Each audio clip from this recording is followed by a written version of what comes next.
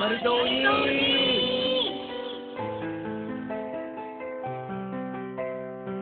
Sabay sa pagbubukang liwayway ng Nobyembre 27, taong 1967 ay isinilang si Maritoni Francisco sa Malyari, Barangay San Agustin, Malabon City. Pangatlo si Maritoni sa 6 na naging supling na mag-asawang Tony at Minda Francisco. Kapatid niya sina Esther, Tony Jr., Grace, Manny at Leo.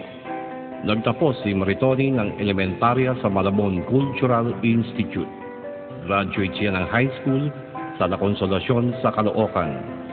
At nagtapos siya ng AB Communication sa Marinol College. Sa kasalukuyan, si Maritoni ay chairperson ng kasapian ng mga kooperatiba ng Malabon at City of Malabon Development Council. Direktor din siya ng Greater Malabon Chamber of Commerce, TMJ Ora Care Products, Planet Mint Events and Concepts, AGF Fishing, AGF Development Cooperation, AGF Multi-Purpose Cooperative, Card Connection International at Presidente ng Rotary Club Rizal Southwest. Representative din siya ng NGO's Local Government in Malabon's Local Planning at miyembro ng Kalipunan ng mga Samahan ng Malabon o Kasama. Soroptimis International, All Nations Women's Group at Lima Foundation.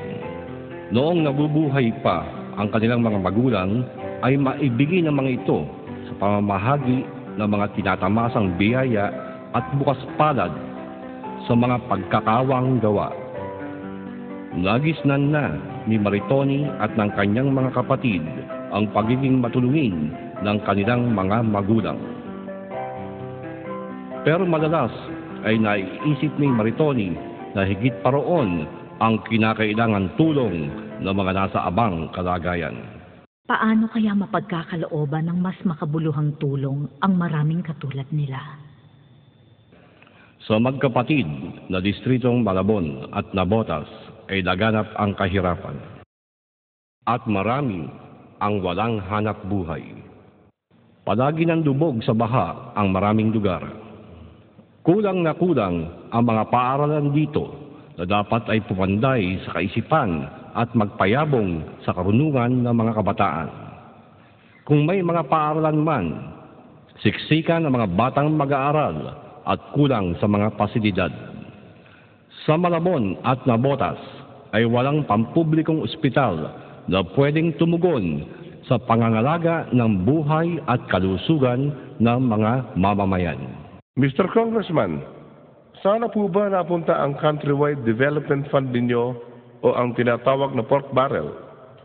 May naipagawa po ba kayong ospital o paaralan?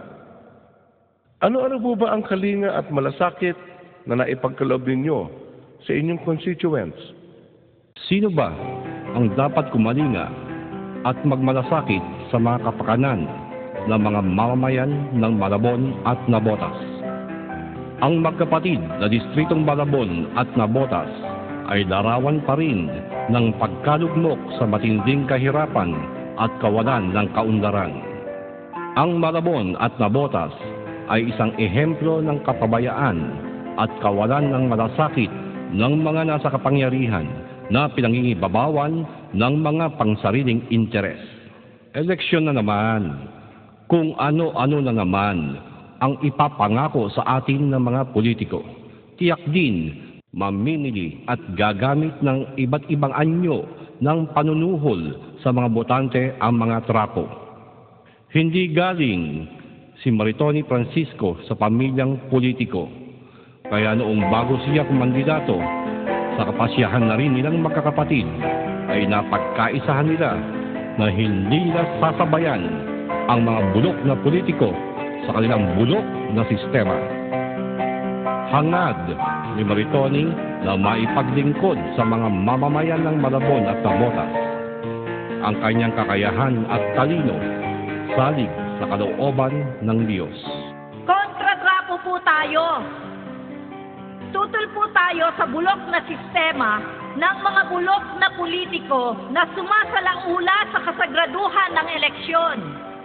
Gusto po nating maibalik ang dignidad at kalayaan sa pagboto ng mga botante. Magkaisa po sana tayong lahat.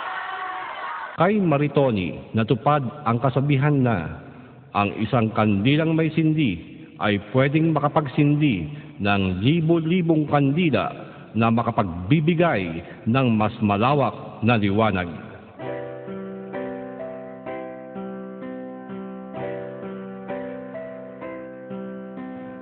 Dahil na rin sa malinaw na plataforma de gobyerno ukol sa kabuhayan, palalaganapin at palalawakin ang kooperatibismo sa Malabon at Nabotas.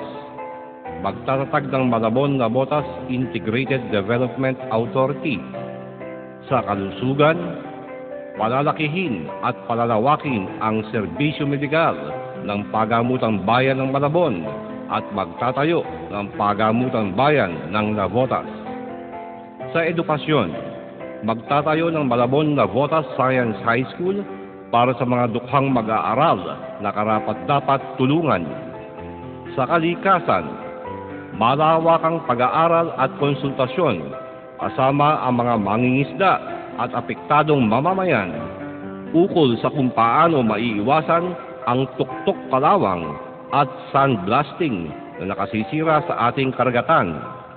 Sa basura at baha, agarang ipatutupad ang Waste Management Program para sa wastong pag-iimbak at pagtatapon ng basura. Ipatutupad at kagyat na isa sa implementasyon ang Kamanaba Mega Flood Control Project. Sa kasiguruhan sa paninirahan, magbubuo ng Unified Database para matukoy ang prioridad sa palupa at o pabahay. Regular na pag-iimbentaryo sa mga lupang nakatiwangwang at hindi ipinagbabayad ang buwis upang magamit na in-city relocation. Titiyakin ni Maritoni na ang Countrywide Development Fund o pork barrel ay magagamit para sa kapakanan ng mga mamamayan. Si Maritoni ay lalong umani ng mas malawak at malakas na suporta mula sa iba't ibang samahan at organisasyon sa iba't ibang sektor. Kamakailan lang, binisita ni Maritoni si dating Pangulong Erap sa rest house ito sa Tanay Rizal. Sabi ni Erap, naniniwala ako sa iyong talino at kakayahan para maging kinatawan sa Kongreso ng masang mamamayan. Tulad ko, makamasa at makamahirap ka. Naniniwala rin ako na ang panalo mo ay magiging panalo rin ng mga taga Malabon at Nabotas. At alam kong hinding-hindi sila mabibigo sa iyo. Nangako naman si Maritoni sa dating Pangulo na hindi niya ito bibiguin. Iboto